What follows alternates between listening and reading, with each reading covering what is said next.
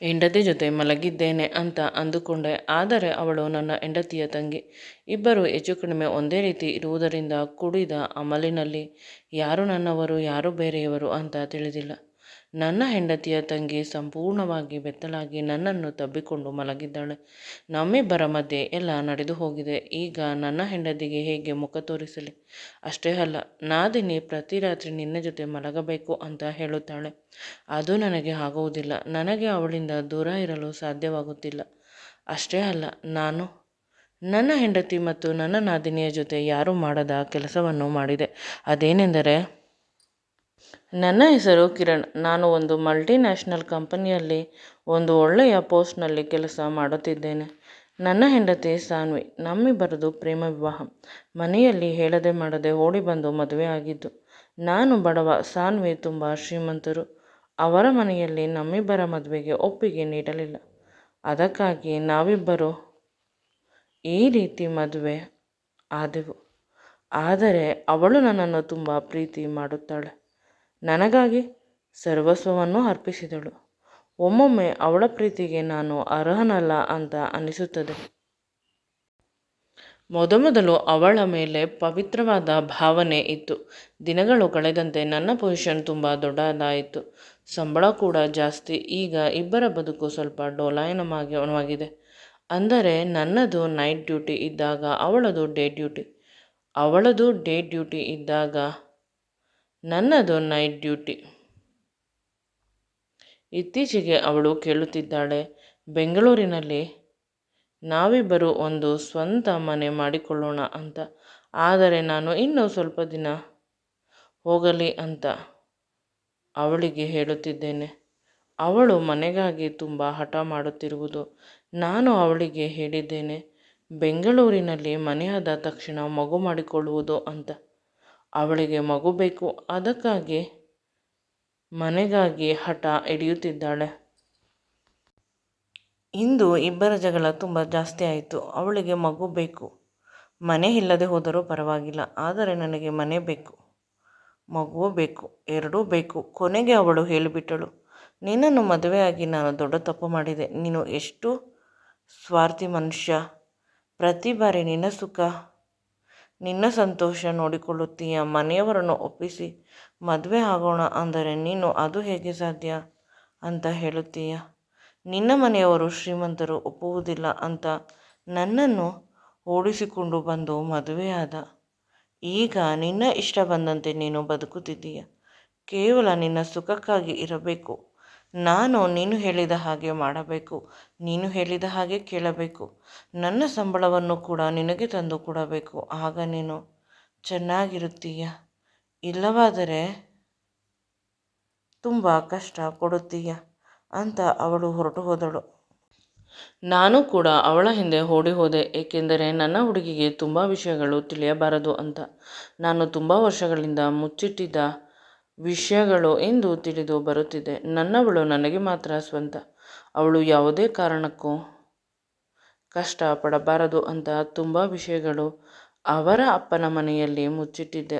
ಆದರೆ ಇಂದು ಅದೆಲ್ಲ ತಿಳಿದು ಬಿಡುತ್ತದೆ ಅಂತ ನಾನು ಅವಳ ಕೆನ್ನೆಗೆ ಬಾರಿಸಿದೆ. ಯಾವುದೇ ಕಾರಣಕ್ಕೂ ನೀನು ನಿನ್ನ ಅಪ್ಪ ಅಮ್ಮನ ಮನೆಗೆ ಹೋಗಬಾರದು. ಹೋದರೆ ನಮ್ಮಿಬ್ಬರ ಸಂಬಂಧ ಮುರಿದು ಹೋಗುತ್ತದೆ ಅಂತ ನಡು ರಸ್ತೆಯಲ್ಲಿ ನಾನು ಅವಳ ಕೆನ್ನೆಗೆ ಹೊಡೆದೆ. ಏಕೆಂದರೆ ಅವಳು ನಾನು ಮಾತನಾಡಲು ಬಿಡುತ್ತಿರಲಿಲ್ಲ. ಪದೇ ಪದೇ ನನ್ನ ಮೇಲೆ ಬೇಸರ ಮಾಡಿಕೊಳ್ಳುತ್ತಿದ್ದಳು. ನನ್ನ ಮಾತನ್ನು ಅರ್ಥ ಮಾಡಿಕೊಳ್ಳುತ್ತಿರಲಿಲ್ಲ ಅವಳು. ಈ ವಿಷಯ ನನಗೂ ಕೂಡ ಬೇಸರ ತರಿಸುವಂಥದ್ದು. ಆದರೆ ಅವಳಿಗೆ ಅವಳ ಅಪ್ಪ ಅಮ್ಮನ ಮನೆಯ ವಿಷಯ ತಿಳಿದರೆ ಅವಳು ಯಾವುದೇ ಕಾರಣಕ್ಕೂ ಸಹಿಸಿಕೊಳ್ಳುವುದಿಲ್ಲ. ಎದೆ ಹೊಡೆದುಕೊಂಡು ಸತ್ತು ಹೋಗುತ್ತಾಳೆ. ಅದರ ಬದಲು ಇಲ್ಲೇ ನನ್ನ ವಿಷಯದಲ್ಲಿ ಕೋಪ ತಿರಸ್ಕಾರ ಬೆಳೆಸಿಕೊಳ್ಳಲಿ. ನಾನು ಅವಳಿಗೆ ಹೇಳಿದೆ, ನೀನು ನನ್ನನ್ನು ಬಿಟ್ಟು ಹೋದರೆ ಇನ್ನೆಂದೂ ಕೂಡ ನನ್ನ ಕಡೆ ಬರಬಾರದು. ಡೈವರ್ಸ್ ಕೊಟ್ಟು ಹೊರಟು ಹೋಗು. ಡೈವರ್ಸ್ ಪೇಪರ್ ಸೈನ್ ಮಾಡಿ ಕಳಿಸುತ್ತೇನೆ. ನಾನು ನನ್ನ ಆಫೀಸ್ನಲ್ಲಿ ಇರುವ ನನ್ನ ಕೆಲಸದ ಸೆಕ್ರೆಟರಿ ಪಿಂಕಿಯನ್ನು ಮದುವೆ ಆಗುತ್ತೇನೆ. ಅವಳು ನನಗೆ ಒಂದು ಸುಂದರವಾದ ಬದುಕನ್ನು ಕಲ್ಪಿಸಿಕೊಡುತ್ತಾಳೆ. ಅವಳಿಗೆ ಲಿವಿಂಗ್ ರಿಲೇಷನ್ನಲ್ಲಿ ಇದ್ದರೂ ಸಾಕಂತೆ. ಮದುವೆ, ಗಂಡ, ಸಂಸಾರ ಇವೆಲ್ಲ ಬೇಡವಂತೆ ಅಂತ ಹೇಳುತ್ತಾಳೆ. ಯೋಚಿಸು ಅಂತ ನಾನು ಮನೆಗೆ ಹೊರಟು ಹೋಗುವುದರಲ್ಲಿ ಇದ್ದೆ. ಆದರೆ ಅಷ್ಟರಲ್ಲಿ ಅವಳು ಕೆಳಗೆ ತಲೆಸುತ್ತು ಬಂದು ಬಿದ್ದಳು. ಅವಳು ಬಿದ್ದ ಶಬ್ದದಿಂದ ಹಿಂದೆ ತಿರುಗಿ ನೋಡಿದರೆ ನನಗೆ ತುಂಬ ದುಃಖವಾಯಿತು. ಅವಳ ಮನಸ್ಸಿಗೆ ಅಷ್ಟೊಂದು ಹಚ್ಚಿಕೊಂಡಿದ್ದಾಳೆ. ಪ್ರೀತಿಸಿ ಮದುವೆಯಾಗಿ ಬಂದಳು, ಎಲ್ಲವನ್ನೂ ಬಿಟ್ಟು. ಇಂದು ಅಷ್ಟು ಮಾತ್ರ ತಲೆಗೆ ಹಚ್ಚಿಕೊಳ್ಳೋದೇ ಏನೋ ಅಲ್ಲವೇ? ನಾನು ಅವಳನ್ನು ಎತ್ತಿಕೊಂಡು ಹೋದೆ. ಆದರೆ ಅವಳ ತಲೆಯ ಬಳಿ ರಕ್ತ ಸೋರುತ್ತಿತ್ತು. ಆಗ ಇನ್ನೂ ದುಃಖವಾಯಿತು. ಇವಳಿಗೆ ತುಂಬ ಏಟಾಗಿದೆ ಅಂತ ತಿಳಿದು ಆಸ್ಪತ್ರೆಗೆ ಅಡ್ಮಿಟ್ ಮಾಡಿದೆ. ಅವಳಿಗೆ ಪ್ರಜ್ಞೆ ಬಂದಾಗಲೂ ಕೂಡ ಅವಳು ನನ್ನನ್ನು ನೋಡಲು ಇಷ್ಟಪಡುತ್ತಿರಲಿಲ್ಲ. ನಾನು ಅವಳಿಗಾಗಿ ಅವಳ ತಂಗಿ ಸ್ಮಿತಾಳನ್ನು ಕರೆಸಿದೆ. ಸ್ಮಿತಾ ನಮ್ಮಿಬ್ಬರ ಪ್ರೀತಿಗಾಗಿ ತುಂಬ ಸಹಾಯ ಮಾಡಿದವಳು. ಅವಳು ನಮ್ಮಿಬ್ಬರನ್ನು ತುಂಬ ಇಷ್ಟಪಡುತ್ತಾಳೆ. ಎಲ್ಲ ವಿಷಯವನ್ನು ಹೇಳಿದಾಗ ಅವಳು ತುಂಬ ಅರ್ಥ ಮಾಡಿಕೊಳ್ಳಲು ತುಂಬ ಒಳ್ಳೆಯ ಹುಡುಗಿ. ಹಾಗೆ ನೋಡಿದರೆ ನನ್ನ ಹೆಂಡತಿಗೆ ತುಂಬ ಕೋಪ. ಹೇಗಾದರೂ ಮಾಡಿ ನನ್ನ ಹೆಂಡತಿ ಜೊತೆ ರಾಜಿ ಮಾಡು ಅಂತ ಇವಳನ್ನು ಕೇಳಿಕೊಂಡೆ. ಅವಳು ಅದಕ್ಕೆ ಒಪ್ಪಿದಳು. ಆಸ್ಪತ್ರೆಯಲ್ಲಿ ಇರುವವರೆಗೂ ಅದಕ್ಕೆ ಅವಕಾಶ ಇರಲಿಲ್ಲ. ಸ್ಮಿತಾ ನನ್ನ ಹೆಂಡತಿಯನ್ನು ತುಂಬ ಚೆನ್ನಾಗಿ ನೋಡಿಕೊಂಡಳು. ಆಸ್ಪತ್ರೆಯಿಂದ ಡಿಸ್ಚಾರ್ಜ್ ಆದ ಮೇಲೆ ಅವಳು ಮನೆಗೆ ಹೋಗೋಣ ಅಂತ ಅಂದಳು. ಅಂದರೆ ಅವರ ಅಪ್ಪ ಅಮ್ಮನ ಮನೆಗೆ. ಆಗ ಸ್ಮಿತಾ ಹೇಳಿದಳು, ಅಣ್ಣನ ಮದುವೆ ಕೆಲಸಗಳು ನಡೆಯುತ್ತಿದೆ, ಅಲ್ಲಿ ಹೋದರೆ ಡಿಸ್ಟರ್ಬ್ ಆಗುತ್ತದೆ ಅಂತ. ಎಲ್ಲರೂ ಕೂಡ ನನ್ನನ್ನು ಇಲ್ಲಿ ಕಳಿಸಿರುವುದು ನಿನ್ನನ್ನು ನೋಡಿಕೊಳ್ಳಲು. ಮೊದಲು ಆರೋಗ್ಯವನ್ನು ಸರಿ ಮಾಡಿಕೊ. ಇಷ್ಟವಿಲ್ಲದ ಮನಸ್ಸಿನಲ್ಲಿ ನನ್ನ ಹೆಂಡತಿ ಮನೆಗೆ ಬಂದಳು. ಅವಳು ನನ್ನ ಕಡೆ ತಿರುಗಿ ಕೂಡ ನೋಡುತ್ತಿರಲಿಲ್ಲ. ಅವಳಿಗೆ ನಾನು ಒಬ್ಬ ಸಮಯ ಸಾಧಕ, ಕೇವಲ ತನ್ನ ಸ್ವಾರ್ಥಕ್ಕಾಗಿ ಅವಳನ್ನು ಬಳಸಿಕೊಂಡೆ ಅನ್ನುವಷ್ಟು ಕೋಪ ಇತ್ತು. ನನ್ನನ್ನು ನೋಡಿದರೆ ಸಿಡಿ ಕಾರುತ್ತಿದ್ದಳು. ಆಗ ನನ್ನ ನಾದಿನಿ ಸ್ಮಿತಾ, ಭಾವ ಸ್ವಲ್ಪ ದಿನ ಅಡ್ಜಸ್ಟ್ ಮಾಡಿಕೊಳ್ಳಿ, ಅಕ್ಕ ಸರಿ ಹೋಗುತ್ತಾಳೆ ಅಂತ ಹೇಳುತ್ತಿದ್ದಳು. ಮೊದಲು ಸ್ಮಿತಾ ಹೇಳುವುದು ಸರಿ ಅಂತ ಅನಿಸುತ್ತಿತ್ತು. ಆದರೆ ದಿನಗಳು ಕಳೆದಂತೆ ನನ್ನ ಹೆಂಡತಿಗೆ ನನ್ನ ಮೇಲಿನ ಕೋಪ ಜಾಸ್ತಿ ಆಗುತ್ತಿದೆ. ಅವಳು ಮೊದಲು ಹೇಳುವುದು ಒಂದೇ, ನಾವಿಬ್ಬರು ಸರಿ ಹೋಗಬೇಕು, ಅಂದರೆ ಈ ಪ್ಲ್ಯಾನಿಂಗ್ ಎಲ್ಲ ಬೇಡ, ನನಗೆ ಒಂದು ಮುದ್ದಾದ ಮಗು ಬೇಕು ಅಂತ. ಆದರೆ ಅವಳಿಗೆ ಏನು ಗೊತ್ತು ನಾನು ಏಕೆ ಮಗು ಬೇಡ ಅಂತ ಹೇಳುತ್ತಿದ್ದೇನೆ ಅಂತ. 2 ವರ್ಷದ ಹಿಂದೆ, ಅಂದರೆ ನಮ್ಮಿಬ್ಬರ ಮದುವೆಯಾಗಿ 5 ವರ್ಷವಾಗಿದೆ. ಮದುವೆಯಾದ 3 ವರ್ಷಕ್ಕೆ ನಾವಿಬ್ಬರು ಮಕ್ಕಳು ಬೇಕು ಅಂತ ಪ್ಲ್ಯಾನ್ ಮಾಡಿದ್ದು. ಆಗ ಎಷ್ಟೇ ಪ್ರಯತ್ನ ಮಾಡಿದರೂ 6 ತಿಂಗಳು ಮಕ್ಕಳಾಗಲಿಲ್ಲ. ನಂತರ ಇಬ್ಬರು ಡಾಕ್ಟರ್ ಬಳಿ ಹೋಗಿ ಎಲ್ಲ ಪರೀಕ್ಷೆಯನ್ನು ಮಾಡಿಸಿಕೊಂಡೆವು. ಆಗ ತಿಳಿಯಿತು ನನ್ನಲ್ಲಿ ಯಾವುದೇ ಸಮಸ್ಯೆ ಇಲ್ಲ ಅಂತ. ನನ್ನ ಹೆಂಡತಿಯಲ್ಲಿ ದೊಡ್ಡ ಸಮಸ್ಯೆ ಇದೆ. ಅವಳಿಗೆ ಮಕ್ಕಳಾಗುವುದಿಲ್ಲ, ಅಂದರೆ ಅವಳು ಪ್ರೆಗ್ನೆಂಟ್ ಆಗುವುದು ತುಂಬ ಕಷ್ಟ. ಅವಳ ಗರ್ಭಕೋಶ ತುಂಬ ಚಿಕ್ಕದು. ಮಗು ಅಲ್ಲಿ 9 ತಿಂಗಳು ಇರುವುದು ಸಾಧ್ಯವಿಲ್ಲ ಅಂತ.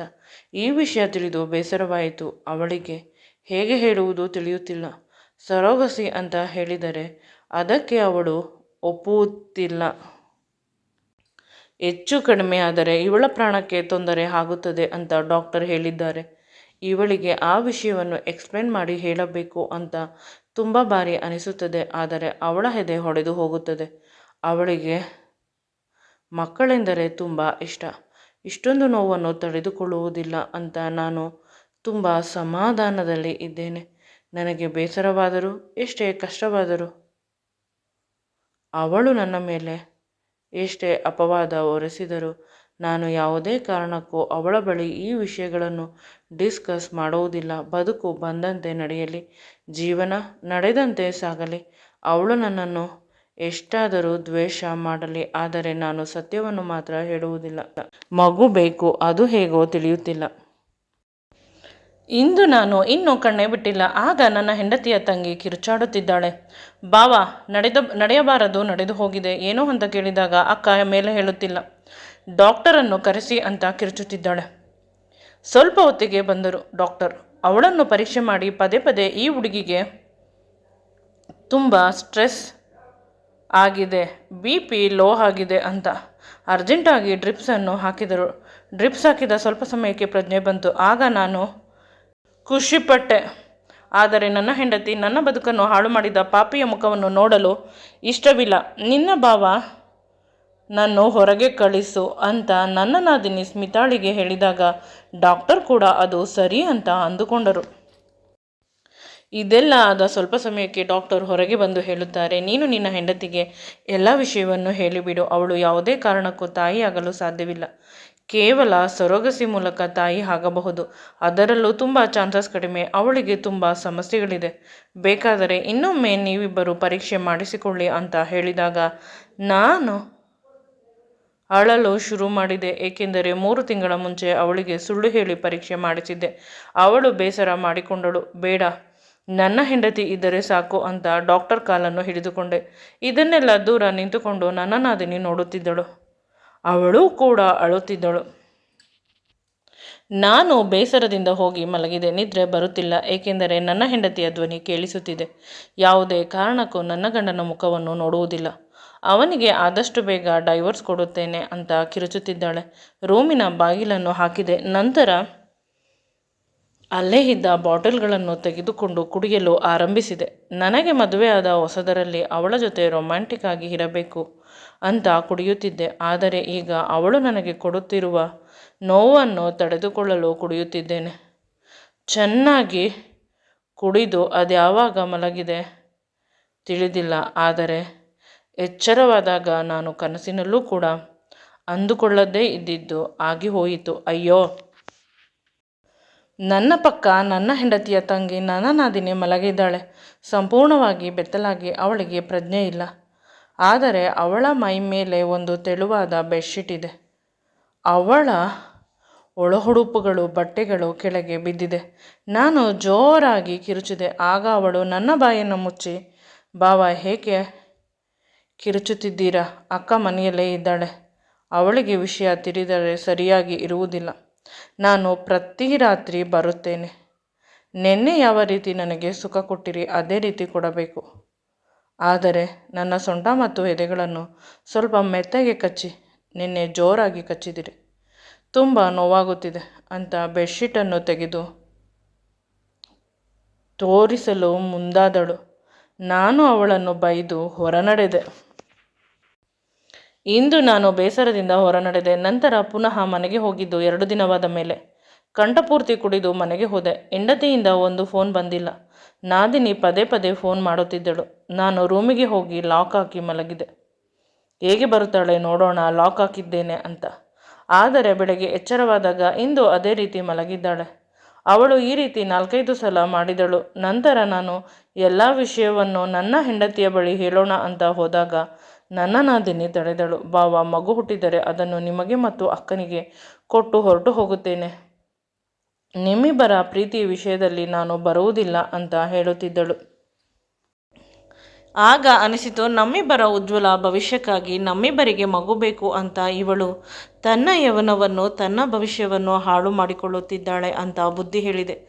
ಆಗ ಅವಳು ಹೇಳಿದಳು, ತಾನು ಈಗಾಗಲೇ ಒಂದು ಒಳ್ಳೆಯ ಹುಡುಗನನ್ನು ಪ್ರೀತಿ ಮಾಡುತ್ತಿರುವುದಾಗಿ ಅವನಿಗೆ ಎಲ್ಲ ವಿಷಯವನ್ನು ಹೇಳಿದ್ದೇನೆ. ಅವನು ಫಾರಿನ್ನಲ್ಲಿ ಇರುವ ಹುಡುಗ. ಅವನಿಗೆ ಇದೆಲ್ಲ ಸಹಜ. ಅವನಿಂದ ಯಾವುದೇ ಸಮಸ್ಯೆ ಇಲ್ಲ. ನನಗೆ ಕೆಲಸ ಆಗಿದೆ. ಇನ್ನು 1 ವರ್ಷದಲ್ಲಿ ನಾನು UK ಹೊರಟು ಹೋಗುತ್ತೇನೆ.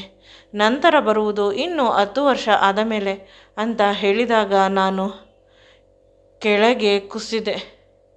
ನಮಗಿಂತ ಚಿಕ್ಕ ಹುಡುಗಿ ನಮಗಾಗಿ ಅವಳ ಭವಿಷ್ಯವನ್ನು ಹಾಳು ಮಾಡಿಕೊಳ್ಳುತ್ತಿದ್ದಾಳೆ ಅಂತ ಹೇಳಿದೆ. ಆದರೆ ಅವಳು ಒಪ್ಪಲಿಲ್ಲ. ಹೆಂಡತಿಯ ಬಳಿ ಈ ವಿಷಯವನ್ನು ತಿಳಿಸಿದಾಗ ಅವಳು ಬೈದಳು, ನೀವು ಎಲ್ಲ ವಿಷಯವನ್ನು ನನಗೆ ಮೊದಲೇ ತಿಳಿಸಿದ್ದರೆ ಈ ರೀತಿ ಅನಾಹುತ ಆಗಬಾರದಂತೆ ನಾನು ನೋಡಿಕೊಳ್ಳುತ್ತಿದ್ದೆ. ಇಂದು ಏನು ಮಾಡುವುದು ಅಂತ ಹೆಂಡತಿ ಕೂಡ ಅಳುತ್ತಿದ್ದಾಳೆ.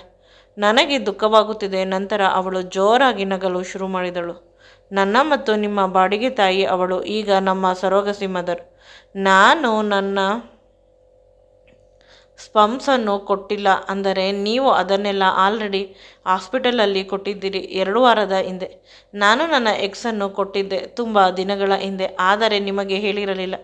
ತುಂಬ ದಿನಗಳಿಗಿಂತ ಮುಂಚೆ ನನಗೆ ತಿಳಿದಿದ್ದು ನಾನು ತಾಯಿಯಾಗುವುದಿಲ್ಲ, ನನಗೆ ಮಕ್ಕಳಾಗುವುದಿಲ್ಲ ಅಂತ. ಆದರೆ ನೀವು ನನ್ನನ್ನು ಎಷ್ಟು ಪ್ರೀತಿ ಮಾಡುತ್ತೀರಾ ಅಂತ, ನನ್ನ ಕಾಟ ಎಷ್ಟು ಸಹಿಸುತ್ತೀರಾ ಅಂತ ನೋಡಬೇಕಿತ್ತು. ಈಗ ಖುಷಿಯಾಯಿತು. ನನಗೆ ದುಃಖವಾಗಿದ್ದು ನಾನು ಅವಳ ಜೊತೆ ಫಿಸಿಕಲ್ ಆಗಿದ್ದು ಅಂದಾಗ ನನ್ನ ಹೆಂಡತಿ ನನ್ನ ಕಾಲರನ್ನು ಹಿಡಿದುಕೊಂಡು ಕೆನ್ನೆಗೆ 2 ಬೀಸಿದಳು. ನೀವು ಅವಳ ಜೊತೆ ಎಂದು ಫಿಸಿಕಲ್ ಆಗಿಲ್ಲ, ಕುಡಿದಾಗಲೂ ಕೂಡ. ನಿಮಗೆ ನನ್ನ ಸ್ಪರ್ಶ ತಿಳಿಯುತ್ತದೆ. ನಾನು ಮೊದಲು ನೀವಿಬ್ಬರು ಮದುವೆಯಾಗಿ ಮಕ್ಕಳನ್ನು ಮಾಡಿಕೊಳ್ಳಲಿ ಅಂತ ಅಂದುಕೊಂಡಿದ್ದೆ. ಆದರೆ ಇವಳು ಬೇರೆ ಹುಡುಗನನ್ನು ಪ್ರೀತಿ ಮಾಡುವುದಾಗಿ ಹೇಳಿದಳು. ಆದರೆ ಒಂದು ಮಗುವನ್ನು ಎತ್ತುಕೊಡುತ್ತೇನೆ. ನಾನು ಪ್ರೀತಿ ಮಾಡುತ್ತಿರುವ ಹುಡುಗ ಬೇರೆ ದೇಶದವನು. ಅವನಿಗೆ ಇದೆಲ್ಲ ಅರ್ಥ ಆಗುತ್ತದೆ. ನಾನು ಹೇಗಿದ್ದರೂ ವರ್ಜಿನ್ ಅಲ್ಲ ಅಕ್ಕ ಅಂತ ಹೇಳಿದಳು. ಆದರೆ ಅವಳು ಇಂಟಿಮೇಟ್ ಆದರೂ ನೀವು ಇಂಟಿಮೇಟ್ ಆಗಲಿಲ್ಲ. ಅವಳ ಜೊತೆ ಕುಡಿದ ಅಮಲಿನಲ್ಲೂ ಕೂಡ ನೀವು ನನ್ನನ್ನೇ ಆರಿಸಿಕೊಂಡಿದ್ದು. ಅವಳನ್ನು ಮುಟ್ಟಿಲ್ಲ, ಅವಳ ಕಡೆ ತಿರುಗಿ ಕೂಡ ನೋಡಿಲ್ಲ. ಈಗ ಅವಳಿಗೆ 3 ತಿಂಗಳು ಸರೋಗಸಿಯಿಂದ. ಆದಷ್ಟು ಬೇಗ ನನ್ನ ಮತ್ತು ನಿಮ್ಮ ಮಗು ಸರೋಗಸಿಯಿಂದ ಅವಳ ಮೂಲಕ ಬರುತ್ತದೆ ಅಂದಾಗ ನಾನು ಕಣ್ಣೀರು ಹಾಕಲು ಶುರು ಮಾಡಿದೆ. ಸ್ವಲ್ಪ ದಿನಗಳಿಂದ ಬೇಸರವಾಗಿತ್ತು. ನನ್ನ ಕೈಯಿಂದ ತಪ್ಪಾಗಿದೆ. ನಾನು ನಿನಗೆ ಮೋಸ ಮಾಡಿ ನಿನ್ನ ತಂಗಿಯ ಜೊತೆ ಫಿಸಿಕಲ್ ಆಗಿದ್ದೇನೆ ಅಂತ ಭಯವಾಗುತ್ತಿತ್ತು. ಎಷ್ಟೋ ಸಲ ಕೆಟ್ಟ ಆಲೋಚನೆ ಬರುತ್ತಿತ್ತು. ಆದರೆ ಈಗ ಇಂದು ನನ್ನ ತಪ್ಪು ಕಲ್ಪನೆಯನ್ನು ದೂರ ಮಾಡಿ ನನ್ನ ಮನಸ್ಸಿನಲ್ಲಿರುವ ಭಾರವನ್ನು ನೀನು ಇಳಿಸಿದೆ ಅಂತ ನಾನು ನನ್ನ ಹೆಂಡತಿಯನ್ನು ಗಟ್ಟಿಯಾಗಿ ತಬ್ಬಿಕೊಂಡು ಅಳಲು ಶುರು ಮಾಡಿದೆ. ಅವಳು ಕೂಡ ಅಳಲು ಶುರು ಮಾಡಿದಳು. ಆಗ ನನ್ನ ನಾದಿನಿ ಬಂದು ನಮ್ಮಿಬ್ಬರನ್ನು ಗಟ್ಟಿಯಾಗಿ ತಬ್ಬಿಕೊಂಡಳು. ನಿಮ್ಮಿಬ್ಬರ ಸುಂದರವಾದ ಬದುಕು ನನ್ನಿಂದ ಪರಿಪೂರ್ಣವಾಗುತ್ತದೆ ಅಂತ ಹೇಳಿದಳು. ಮೂವರು ನಕ್ಕೆವು ಖುಷಿಯಿಂದ. ಈ ವಿಡಿಯೋ ನಿಮಗೆ ಇಷ್ಟವಾಗಿದ್ದಲ್ಲಿ ದಯವಿಟ್ಟು ನನ್ನ ಚಾನಲನ್ನು ಲೈಕ್ ಮಾಡಿ, ಶೇರ್ ಮಾಡಿ ಮತ್ತು ಸಬ್ಸ್ಕ್ರೈಬ್ ಮಾಡಿ. Thanks for watching and keep supporting me always.